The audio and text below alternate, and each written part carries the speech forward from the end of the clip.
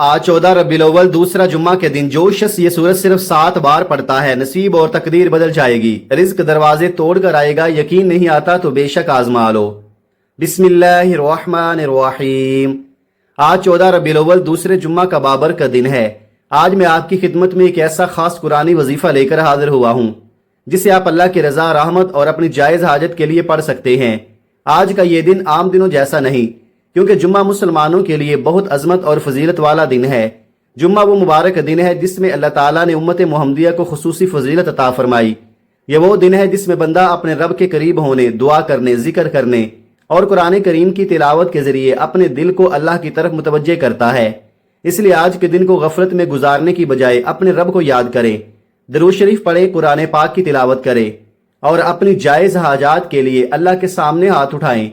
और आज 14 रबीउल अव्वल दूसरे जुम्मा का दिन है। अगर आप माली परेशानी में हैं, रिज़्क की तंगी ने आपको परेशान कर रखा है, कारोबार में रुकावटें हैं, घर के हालात मुश्किल हैं, औलाद के मुस्तकबिल की फिक्र है या दिल में कोई ऐसी जायज़ हाजत है जिसके लिए आप मुद्दतों से अल्लाह के सामने दुआ कर रहे हैं, तो आज अपने रब के सामने आजिज़ी के साथ ज़रूर मांगे, क्योंकि कुरान करीम सिर्फ एक किताब नहीं, ये अल्लाह ताला का कलाम है, हिदायत है, दिलों के लिए नूर है और मोमिन के लिए रहमत है। कुरान की तिलावत इंसान के दिल को अल्लाह की याद से जिंदा करती है और उसे अपने रब के साथ ताल्लुक मजबूत करने का मौका देती है। जब बंदा कुरान खोलता है तो उसे सिर्फ अल्फाज नहीं पढ़ने चाहिए, बल्कि ये एहसास भी होना चाहिए कि वो अपने रब के कलाम के सामने बैठा है। जरा सोचें, जिस रब ने आपको पैदा किया, जो आपकी छुपी हुई परेशानियों को जानता है, जो आपके दिल के अंदर छुपी हुई वो बात भी जानता है जिसे आप किसी इंसान से नहीं कह सकते, क्या वो आपकी दुआ नहीं सुन सकता? कभी इंसान लोगों के दरवाजे पर जाता है, कभी किसी से मांगता है, कभी अपनी मजबूरी छुपाता है और कभी रात की खामोशी में आंखों से आंसू बहाते हुए सिर्फ इतना कहता है, या अल्लाह मेरे लिए कोई रास्ता बना दे। अगर आप भी आज किसी परेशानी में हैं तो मायूस ना हो, अल्लाह की रहमत से उम्मीद रखें, अपने रब की तरफ पलटें और कुरान करीम की तिलावत के बाद दिल से दुआ करें। आज इस मुबारक सूरत को 7 मरतबा पढ़ें और फिर अल्लाह ताला के सामने अपनी जायज़ हाजत रखें। अपने अल्फाज में दुआ करें। अगर आंखों में आंसू आ जाएं तो उन्हें ना रोके। अगर दिल भरा हुआ है तो अपने रब के सामने सब कुछ बयान कर दे, क्योंकि अल्लाह को आपकी जुबान के खूबसूरत अल्फाज की जरूरत नहीं, वो आपके दिल का हाल जानता है। आज 14 रबीउल अव्वल दूसरे जुम्मा को सिर्फ दुनिया के कामों में मसरूफ होकर न गुजार दें। कुछ वक़्त अपने रब के लिए निकालें, कुरान पढ़ें, दरूद शरीफ पढ़ें, इस्तगफार करें और दुआ करें। याद रखें, जुम्मा का दिन हमें ये एहसास दिलाता है कि हमारी असल उम्मीद दुनिया के दरवाज़ों से नहीं बल्कि अल्लाह की रहमत से है। इंसान के ख़जाने महदूद हैं, लेकिन अल्लाह ताला की रहमत वसी है। इंसान आपकी मजबूरी देख कर भी इनकार कर सकता है, मगर अल्लाह आपकी बेबसी को भी जानता है।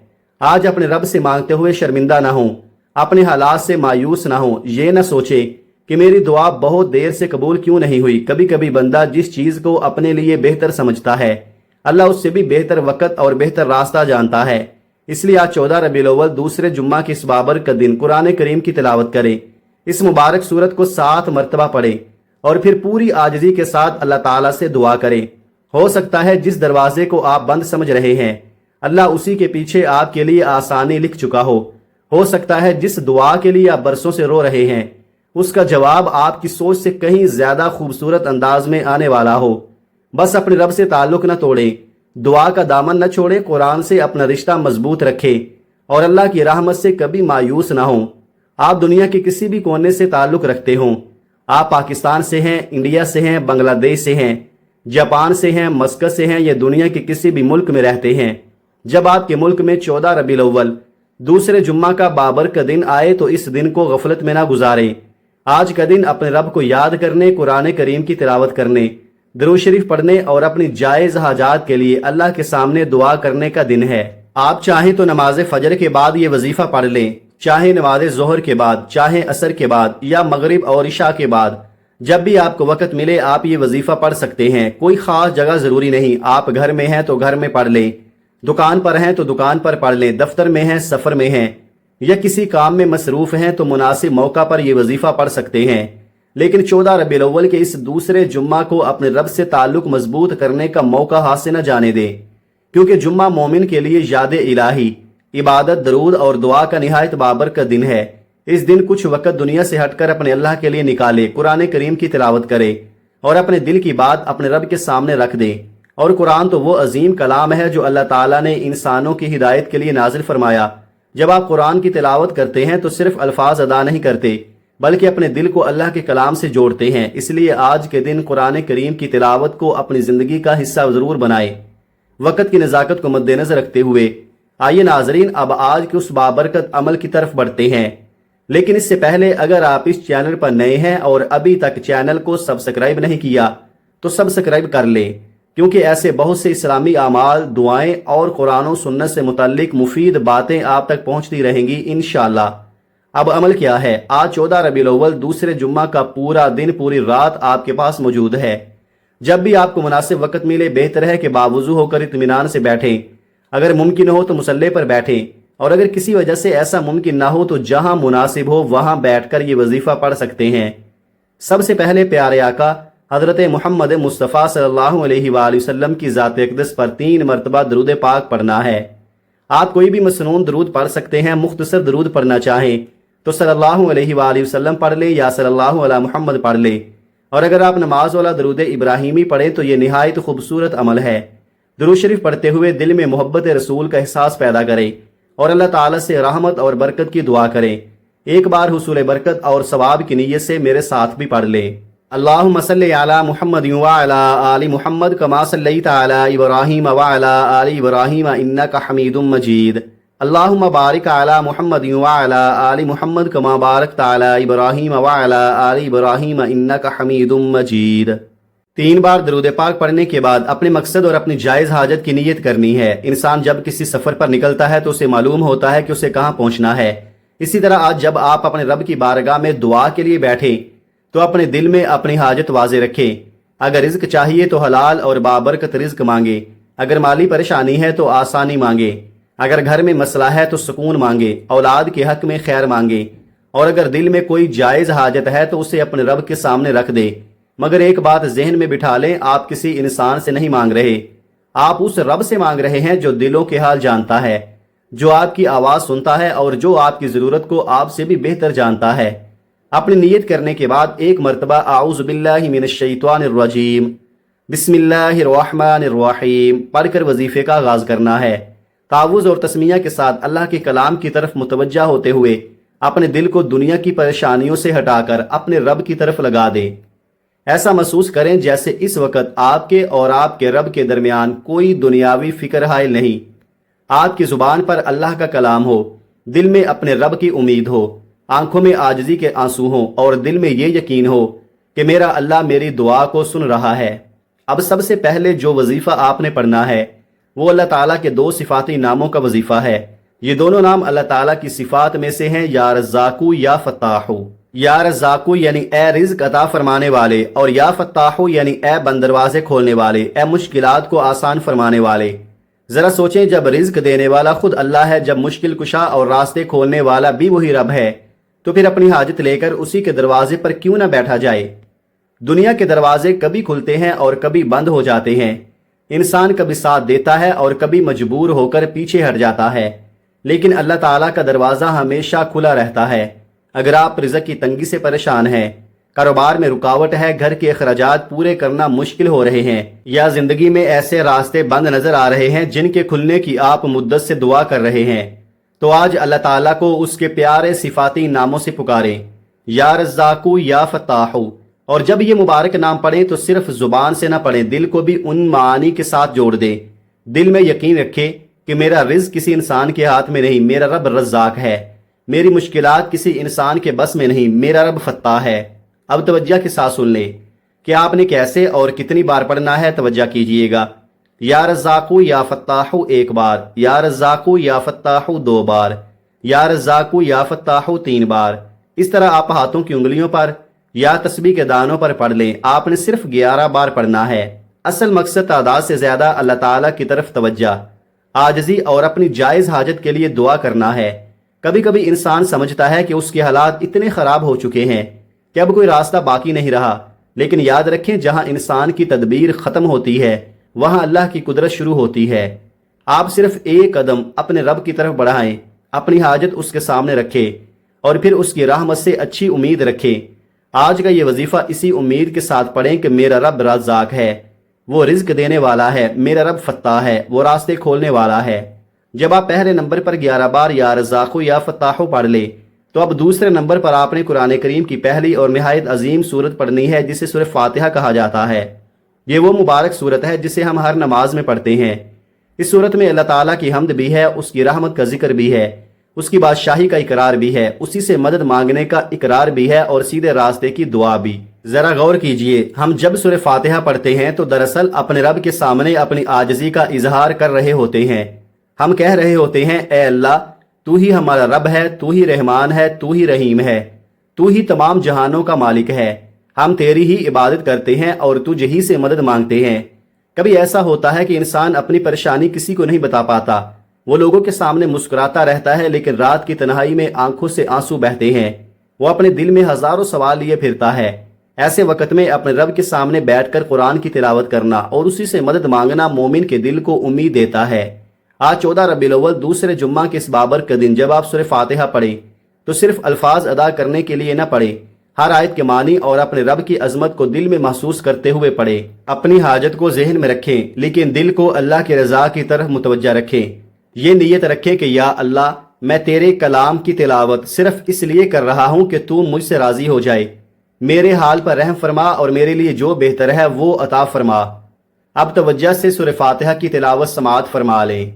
بسم اللہ الرحمن الرحیم، الحمد للہ رب العالمین، الرحمن الرحیم، مالک یوم الدین، ایاک نعبد و ایاک نستعین، اہدنا الصراط المستقیم صراط الذین انعمت علیہم غیر المغضوب علیہم ولا الضالین، آمین۔ سورہ فاتحہ مکمل ہو گئی۔ اب آپ نے سورہ فاتحہ 7 مرتبہ پڑھنی ہے، لیکن اسے جلدی جلدی صرف گنتی پوری کرنے کے لیے نہ پڑھیں، محبت کے ساتھ پڑھیں، عاجزی کے ساتھ پڑھیں، اپنے رب کی عظمت کو دل میں رکھتے ہوئے پڑھیں۔ جب آپ کہیں الحمدللہ رب العالمین تو دل میں محسوس کریں کہ آپ اس رب کی حمد بیان کر رہے ہیں جو تمام جہانوں کا پروردگار ہے۔ جب کہیں الرحمن الرحیم تو اپنے دل کو اس کی رحمت کی طرف متوجہ کریں، اور جب کہیں ایاک نعبد و ایاک نستعین تو دل سے اقرار کریں کہ یا اللہ، ہم تیری ہی عبادت کرتے ہیں اور مدد بھی تجھ ہی سے چاہتے ہیں۔ اور جب کہیں اہدنا الصراط المستقیم تو صرف دنیا کی کامیابی نہیں بلکہ اپنے رب سے سیدھا راستہ، ہدایت، برکت اور زندگی کے ہر معاملے میں خیر مانگے، پھر اپنی جائز حاجت اللہ تعالیٰ کے سامنے رکھ دیں۔ آپ کے حالات جیسے بھی ہوں دل کو مایوسی کے حوالے نہ کریں۔ اگر آج آنکھوں میں آنسو ہے تو انہیں آنسو کے ساتھ اپنے رب کو پکاریں، اگر دل میں درد ہے تو وہ درد اپنے اللہ کے سامنے بیان کریں، کیونکہ وہی آسمانوں اور زمینوں کا رب ہے، وہی خالق ہے، وہی مالک ہے، وہی رزاق ہے اور وہی ہماری دعاؤں کو سننے والا ہے۔ اس لیے آج 14 ربیع الاول دوسرے جمعہ کے اس بابرکت دن سورہ فاتحہ کو 7 مرتبہ محبت، ادب اور عاجزی کے ساتھ پڑھیں۔ دوسرے نمبر پر سورہ فاتحہ کو 7 مرتبہ محبت اور عاجزی کے ساتھ پڑھنے کے بعد اب تیسرے اور آخری نمبر پر جو وظیفہ آپ نے پڑھنا ہے، اور یہ وظیفہ صرف عمل کا اختتام نہیں بلکہ اپنے رب کے سامنے جھکنے، اپنی کوتاہیوں کا اعتراف کرنے اور سچی توبہ کرنے کا وقت ہے، کیونکہ ہم سب انسان ہیں، ہم سے غلطیاں بھی ہوتی ہیں، ہم سے گناہ بھی ہو جاتے ہیں، کبھی زبان سے ایسی بات نکل جاتی ہے جس پر بعد میں شرمندگی ہوتی ہے، کبھی آنکھ کوئی ایسی چیز دیکھ لیتی ہے جو نہیں دیکھنی چاہیے تھی، کبھی دل میں ایسی خواہش آ جاتی ہے جس سے بچنا چاہیے تھا، اور کبھی انسان جانتے بوجھتے بھی اپنے رب کے حکم سے غافل ہو جاتا ہے۔ لیکن ہمارے رب کی رحمت دیکھیے کہ وہ بندے کو گناہ کے بعد بھی اپنی طرف واپس آنے کا راستہ دکھاتا ہے۔ اس لیے آج کے اس عمل کے آخر میں آپ نے استغفار کرنا ہے۔ استغفار کے بہت سے کلمات ہیں لیکن آپ نے یہ پڑھنا ہے، استغفر اللہ ربی من کل ذنب واتوب الیہ۔ اور اگر آپ کو یہ مکمل استغفار یاد نہیں یا پڑھنے میں دشواری ہو تو صرف استغفر اللہ بھی پڑھ سکتے ہیں، لیکن آج اسے صرف زبان سے ادا نہ کریں۔ آج جب استغفار کریں تو اپنے دل کو بھی ساتھ رکھیں، اپنی زندگی کے ان لمحوں کو یاد کریں جب آپ سے غلطی ہوئی، ان گناہوں کو یاد کریں جن پر آج بھی دل اندر سے شرمندہ ہے، ان مواقع کو یاد کریں جب آپ کو اللہ کو یاد کرنا چاہیے تھا مگر آپ دنیا میں کھو گئے، اور پھر اپنے رب کے سامنے جھک جائیں، اللہ سے معافی مانگیں۔ اب توجہ سے سن لیں کہ استغفار کتنی مرتبہ پڑھنا ہے۔ استغفر اللہ ربی من کل ذنب واتوب الیہ 1 بار، استغفر اللہ ربی من کل ذنب واتوب الیہ 2 بار، استغفراللہ ربی من کل ذنب واتوب الیہ 3 بار۔ اس طرح آپ ہاتھوں کی انگلیوں پر یا تسبیح کے دانوں پر پڑھ لیں۔ آپ نے 100 بار پڑھنا ہے، لیکن یاد رکھیے یہاں صرف 100 کی گنتی پوری کرنا مقصد نہیں۔ مقصد یہ ہے کہ دل اللہ کے سامنے جھک جائے، انسان اپنی غلطیوں پر نادم ہو اور سچی توبہ کے ساتھ اپنے رب کی طرف واپس لوٹ آئے۔ آپ ہوں یا میں، ہم میں سے کوئی بھی یہ دعویٰ نہیں کر سکتا کہ ہم سے کبھی کوئی گناہ نہیں ہوا۔ ہم سب اپنے اپنے گناہوں کو جانتے ہیں، اس لیے آج جب استغفار کریں تو اپنے رب کے سامنے بناوٹ نہ کریں، دل سے کہیں یا اللہ مجھ سے جو غلطیاں ہوئیں تو انہیں جانتا ہے، جو گناہ میں نے لوگوں سے چھپائے تو ان سے بھی واقف ہے، جو کمزوریاں میرے دل میں ہیں تو ان سب کو جانتا ہے۔ یا اللہ میں اپنے گناہوں کا اعتراف کرتا ہوں، مجھے معاف فرما۔ آج ندامت کے ساتھ استغفار کریں، شرمندگی کے ساتھ استغفار کریں، اپنے رب کے سامنے عاجزی کے ساتھ استغفار کریں۔ اور سچی توبہ کا مطلب صرف زبان سے معافی مانگنا نہیں، بلکہ دل میں گناہ چھوڑنے کا ارادہ بھی کرنا ہے۔ اگر کسی گناہ کا تعلق کسی انسان کے حق سے ہے تو اس حق کو ادا کرنے اور اصلاح کرنے کی کوشش بھی کریں۔ آج 14 ربیع الاول دوسرے جمعہ کے اس بابر کے دن اپنے رب کے سامنے بیٹھ کر اپنے دل کا بوجھ ہلکا کر دے، جو کچھ دل میں ہے اللہ کے سامنے رکھ دے، جو غلطیاں ہوئیں ان پر معافی مانگے، جو راستے غلط اختیار کیے ان سے واپس آنے کا عزم کریں، اور پھر اللہ کی رحمت سے مایوس نہ ہوں، کیونکہ مومن کی خوبصورتی یہی ہے کہ وہ گرنے کے بعد اپنے رب کی طرف واپس آتا ہے۔ آج اس استغفار کو 100 مرتبہ پڑھتے ہوئے اپنے دل میں یہ احساس رکھیں کہ میں اپنے رب سے بھاگنے نہیں، اپنے رب کی طرف واپس آنے بیٹھا ہوں۔ ناظرین، آج کے اس عمل کی پوری ترتیب ایک بار پھر ذہن میں بٹھا لیں۔ سب سے پہلے یا رزاقو یا فتاحو 11 مرتبہ، دوسرے نمبر پر سورہ فاتحہ 7 مرتبہ، تیسرے اور آخری نمبر پر استغفر اللہ ربی من کل ذنب واتوب الیہ 100 مرتبہ۔ اور جب یہ تینوں اعمال اپنی بتائی ہوئی ترتیب کے ساتھ مکمل ہو جائیں تو آخر میں پھر 3 بار درود پاک پڑھ لیں جو آپ نے عمل کے آغاز میں پڑھا تھا۔ اس کے بعد دونوں ہاتھ اٹھا کر اپنے رب کے سامنے عاجزی کے ساتھ دعا کریں، لیکن دعا صرف الفاظ کا نام نہیں، اپنے دل کو بھی دعا میں شامل کریں، اپنی حاجت کو دل میں رکھیں، اپنی پریشانی کو اللہ کے سامنے رکھیں اور اس یقین کے ساتھ مانگیں کہ اللہ ہمارے حال سے واقف ہے۔ آج 14 ربیع الاول دوسرے جمعہ کا بابرکت دن ہے۔ آئیے ان بابرکت لمحات میں مل کر اپنے رب کے حضور دعا کرتے ہیں۔